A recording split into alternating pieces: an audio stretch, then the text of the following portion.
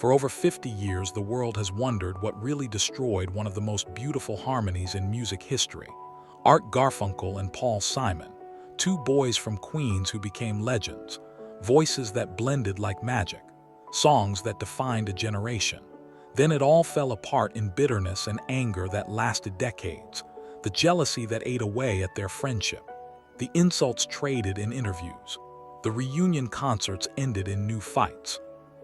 Art Garfunkel stayed mostly quiet, letting Paul control the narrative, but Art carried secrets, resentments, truths he was afraid to speak. Now at 84 years old, Art Garfunkel is finally ready to tell his side of the story. What Paul Simon really thought of him, why their friendship could never survive, and the heartbreaking confession about what he lost. Keep watching, because what Art reveals will shock you and change everything you thought you knew about Simon and Garfunkel. Before we dive into video, please subscribe to our channel. In 1953, two 11-year-old boys met in the 6th grade in Queens, New York. Paul Simon was small for his age, smart, insecure about his height. Art Garfunkel was tall and gangly with a beautiful voice. They were cast together in a school production of Alice in Wonderland. Art played the Cheshire Cat. Paul played the White Rabbit. After rehearsals, they discovered they both loved music. The Everly Brothers, doo-wop groups, rock and roll. They started singing together in Art's basement. In a 1990 interview with Rolling Stone magazine, Art recalled being amazed at how their voices blended. He said Paul had a good voice, but when they harmonized, something magical happened. The two voices became one voice. Art said he had never experienced anything like it. By 1957, they were performing at school dances and local events as Tom and Jerry. Tom Graff was Art. Jerry Landis was Paul. In 1957, they recorded a song Paul wrote called Hey Schoolgirl. It became a minor hit. They appeared on American Bandstand. For two teenagers from Queens, it was a dream come true. Art said in a 2002 interview with The Guardian that performing on national television made him believe he and Paul were destined for greatness. But the partnership ended almost as quickly as it started. The follow-up singles flopped. They were still teenagers. They went to different colleges. Art went to Columbia University to study architecture. Paul went to Queens College. They drifted apart. In a 1984 interview, Paul said he assumed the music partnership was over. He was wrong. In 1963, they reconnected. Both were in their early 20s. Paul had been trying to make it as a solo songwriter. Art was pursuing graduate studies in mathematics. They started singing together again, this time as Simon and Garfunkel. Their voices had matured. Paul's songwriting had deepened. In 1964, they recorded an album called Wednesday Morning 3 a.m. It was mostly folk songs, quiet, acoustic, beautiful, and it flopped. Nobody bought it. Radio ignored it. Art said in a 2015 interview that the failure devastated them both. They split up again. Then something unexpected happened. A radio DJ in Florida started playing a song from the album called The Sound of Silence. College students loved it. Other stations picked it up. The song started climbing the charts. The record label added electric instruments without telling Paul or Art. In January 1966, The Sound of Silence hit #1. Simon and Garfunkel were suddenly famous. Art said in a 1997 interview that success felt like a miracle. But it also felt like a trap. The golden years and the growing resentment. From 1966 to 1970, Simon and Garfunkel released 4 albums that became classics: Parsley, Sage, Rosemary, and Thyme, Bookends, Bridge Over Troubled Water, the soundtrack to The Graduate. They sold millions of records, won Grammy Awards, played sold-out concerts. From the outside, they were the perfect duo, two lifelong friends making beautiful music. From the inside, resentment was building. The core problem was simple. Paul wrote the songs, Art sang them. Paul was the creative genius. Art was the voice. That dynamic created an imbalance that poisoned everything. In a brutally honest 2015 interview, Art admitted he felt like Paul's instrument. He said Paul would write a song and tell Art how to sing it. Art had no creative input. He was a highly skilled session singer in his own duo. Paul saw it differently. In a 1990 interview with Playboy magazine, Paul said he did all the work. He wrote the songs, arranged the music, played guitar, produced the records. Art just had to show up and sing. Paul said Art had the easy job. Paul said he resented that Art got half the credit and half the money for doing a fraction of the work. The tension exploded during the recording of Bridge Over Troubled Water in 1969 and 1970. The title track became their biggest hit. Art's soaring vocal performance was breathtaking. The song won multiple Grammys. It became an anthem, but the success created a problem. Everyone praised Art's singing. Paul felt invisible. In a 2011 interview, Paul admitted he resented Bridge Over Troubled Water. He said writing a song that showcased Art's voice so perfectly felt like creating his own diminishment. Art also started pursuing an acting career. He was cast in the film Catch-22, directed by Mike Nichols. Filming took months. Recording sessions for Bridge Over Troubled Water were delayed because Art was unavailable. Paul was furious. In a 1972 interview, Paul said Art choosing acting over their music partnership was a betrayal. Paul said it showed where Art's priorities were. Art defended his choice. A 2015 interview, Art said he needed to prove he was more than just Paul Simon's singing partner. He said acting gave him an identity beyond Simon and Garfunkel. He said Paul should have understood that, but Paul did not understand. Paul saw it as abandonment. By the time Bridge Over Troubled Water was released in January 1970, the friendship was fractured. They barely spoke except when necessary. They smiled for cameras, but backstage they were cold and distant. In a 1990 interview, Art said finishing that album felt like a divorce. They both knew it was ending, but neither wanted to be the one to say it out loud. In 1970, after the massive success of Bridge Over Troubled Water, Paul Simon told Art Garfunkel he was done. Simon and Garfunkel was over. Paul wanted to pursue a solo career. Art was blindsided. In a heartbreaking 2015 interview with The Telegraph, Art said Paul's decision devastated him. Art said he begged Paul to reconsider, begged him to give them another chance. Paul refused. Art said in a 2002 interview that losing Simon and Garfunkel felt like losing his identity. He said his entire adult life had been built around harmonizing with Paul Simon. Art said his voice needed Paul's voice. Without Paul, he felt lost. Art said that desperation made him pathetic, and he hates himself for it. Paul had no such crisis. He released his first solo album in 1972. It was critically acclaimed. He followed it with more successful albums throughout the 1970s. Paul proved he did not need Art. That realization crushed Art. In a 2008 interview, Art admitted he was jealous of Paul's solo success. Art said watching Paul thrive without him was painful proof that Paul was the talent and Art was just the voice. Art tried a solo career too. He released several albums in the 1970s. Some songs did well, but nothing matched Simon and Garfunkel's success. Art's albums were pretty, his voice was beautiful, but without Paul's songwriting they lacked depth. Critics and fans agreed. Art Garfunkel was a brilliant singer, but he needed Paul Simon's songs. Art knew it too. In a 1978 interview, Art said being a solo artist without great material was like being a painter without a canvas. The professional disappointment was bad enough. The personal loss was worse. Paul and Art stopped speaking. Years went by without contact. In a 1984 interview, Art said he missed Paul every day, missed the friendship, missed the music, missed the connection they had since childhood. Art said he wrote letters to Paul trying to reconcile. Paul never responded. Art said that silence hurt more than any insult could. In 1980, Simon and Garfunkel reunited for a free concert in Central Park. Over 500,000 people attended. The performance was magical. Their voices still blended perfectly. The crowd went insane. It seemed like the perfect reconciliation. It was not. Within months, they were fighting again. Plans for a reunion album fell apart. A reunion tour was canceled. Art said in a 2003 interview that the Central Park concert gave him false hope. He thought they could be friends again. He was wrong. They tried again in 1993. Another reunion tour. More sold-out shows, more beautiful harmonies, more fighting backstage. The tour ended with Paul and Art barely speaking. In a 2010 interview, Art said the pattern was always the same. They would reunite for the music and the money. pretend to be friends. Then the old resentments would surface and destroy everything again.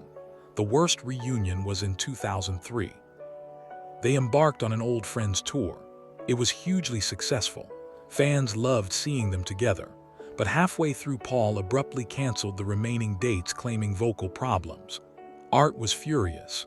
In a 2015 interview, Art said Paul's excuse was a lie. Art said Paul quit because he was tired of sharing the spotlight.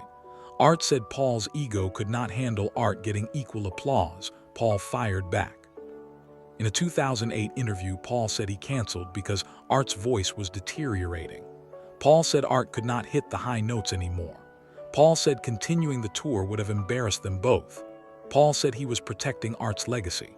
Art called that explanation insulting. In a 2010 interview, Art said his voice was fine.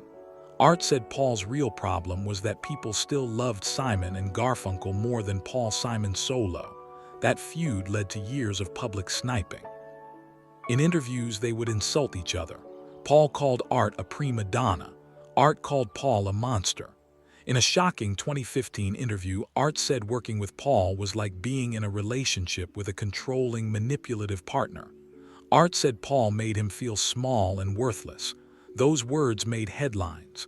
The friendship seemed dead forever.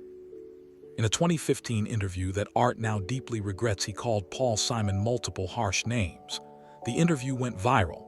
Fans were shocked at Art's bitterness and anger. Paul read the interview and was hurt. In a 2016 statement, Paul said Art's words proved they could never be friends again. Paul said Art was still angry about things that happened 40 years ago. Paul said he was done trying. Art immediately regretted the interview. In a 2016 apology, Art said he spoke out of pain and frustration. Art said he had been holding in decades of resentment and it all poured out. Art said he did not mean the cruel things he said. Art said he was angry at the situation, not at Paul the person. But the damage was done. Paul did not accept the apology. The silence between them returned. For the next few years, they did not speak, not even through intermediaries. In a 2018 interview, Art said the estrangement was the saddest part of his life. Art said he is in his 80s. Paul is in his 80s. They do not have much time left. Art said wasting their final years in anger is tragic, but Art did not know how to fix it. Then in 2018, something changed. Paul's wife, Eddie Brickell, convinced Paul to reach out to Art. Paul sent Art a letter. In it, Paul acknowledged that they both made mistakes. Paul suggested they try to find peace. Art was overjoyed. In a 2019 interview, Art said receiving that letter felt like a miracle. Art said he cried reading Paul's words. They met for lunch in New York. It was awkward at first. Decades of hurt sat between them, but slowly they started talking, really talking. About the past, the mistakes, the regrets. In a 2020 interview, Art said that lunch changed everything. Art said for the first time in decades, he and Paul were honest with each other. Not angry, not defensive, just honest. One of the things Art finally admitted in recent interviews is something he denied for years. He was insanely jealous of Paul's talent. In a 2021 interview with The Guardian, Art said Paul Simon is a genius, a once-in-a-generation songwriter. Art said standing next to that genius every day made Art feel inadequate. Art said he spent decades trying to prove he was equally important to Simon and Garfunkel, but deep down Art knew the truth. Paul was the irreplaceable one. Art was replaceable. That realization destroyed Art's confidence. In a 2022 interview, Art admitted he spent years resenting Paul for being more talented. Art said it was not fair. They both worked hard, but Paul had a gift Art did not have. Paul could write songs that touched millions. Art could only sing them. Art said accepting that truth took decades and cost him his friendship with Paul. Paul eventually admitted his own insecurities. In a 2021 interview, Paul said he was jealous of Art's voice and looks. Paul said Art was tall and handsome with a voice like an angel. Paul was short and ordinary-looking with a decent voice. Paul said he wrote great songs partly to compensate for what he lacked physically. Paul said he resented that Art got attention just for being beautiful, while Paul had to work constantly to earn respect. Those mutual confessions created understanding.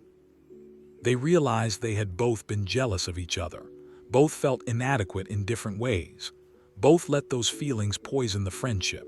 In a 2023 interview, Art said understanding Paul's insecurities helped him forgive Paul's controlling behavior.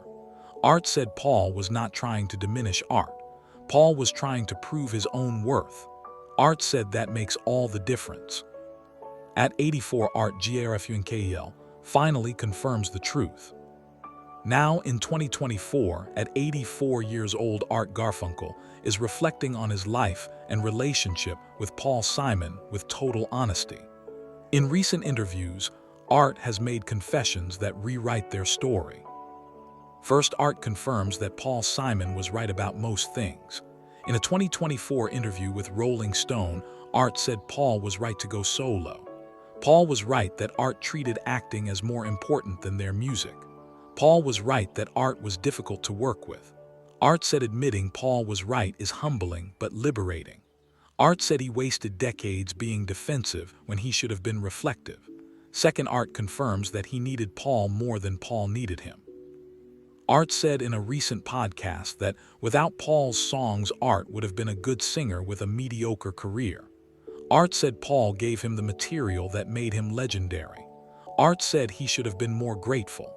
Art said his ego prevented him from acknowledging that truth. Third, Art confirms his biggest regret.